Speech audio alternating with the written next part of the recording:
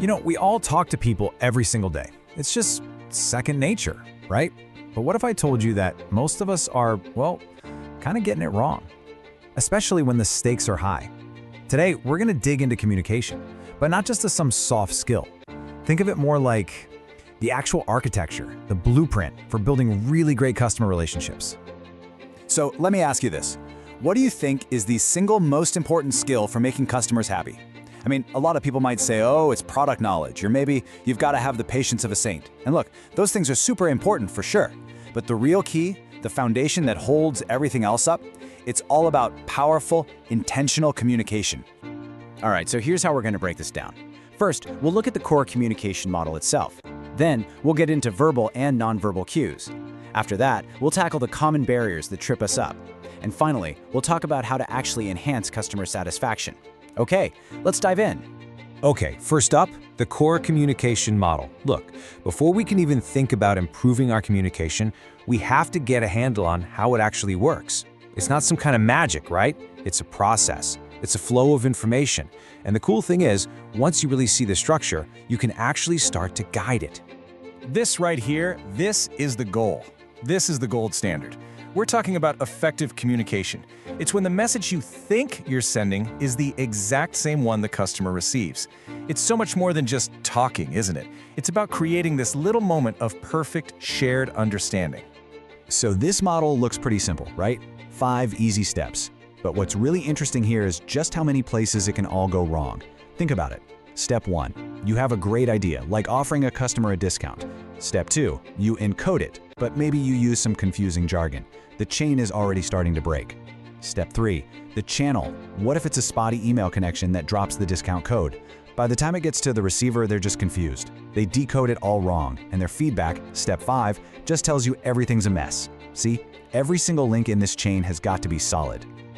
All right, let's move on to our second section, verbal and nonverbal cues. It's funny, we spend so much time obsessing over the exact words we're going to say, but the real kicker is how we say it, and what our body is doing at the same time is often what people are actually paying attention to. And this illustrates it perfectly. On one side, you've got your verbal communication, the words you pick, your tone, how loud or soft you are.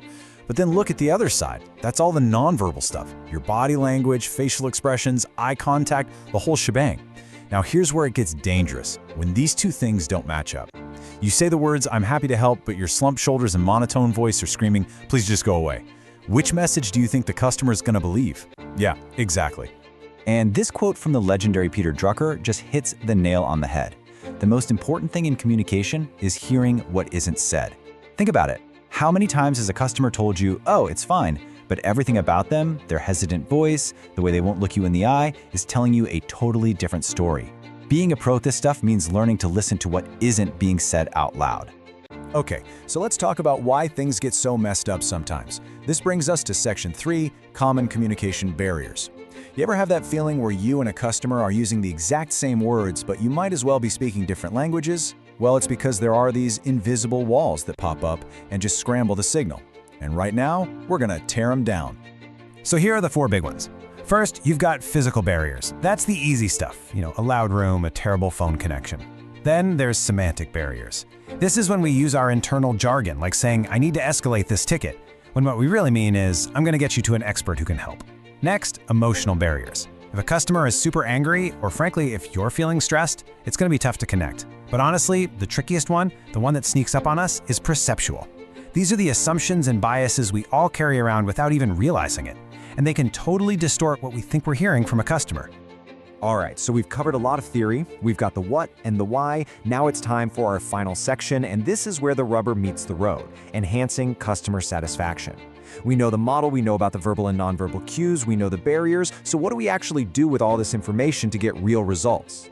Here are 4 things you can start doing like today.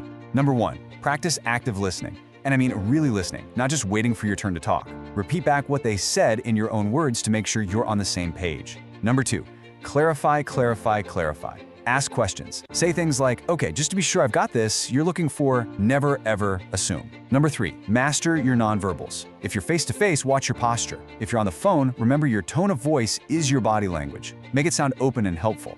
And finally, number 4, ask for feedback. Before you hang up, ask a simple question. Do we get everything taken care of for you today? The crucial point is this: none of this happens by accident. You have to be intentional. Okay, so let's do a super quick recap. The big takeaways are this. Communication isn't magic, it's a process with steps. What you don't say can shout louder than what you do say. Just being aware of the barriers is half the battle in tearing them down. And finally, this is an active skill. It's something you have to work on, not something you're just born with. And that's a wrap. So I'm going to leave you with one final thing to think about. After everything we've talked about today, what's the one habit, the one small tweak you can make in your very next customer interaction that will start building a better, stronger connection? What are you going to change first?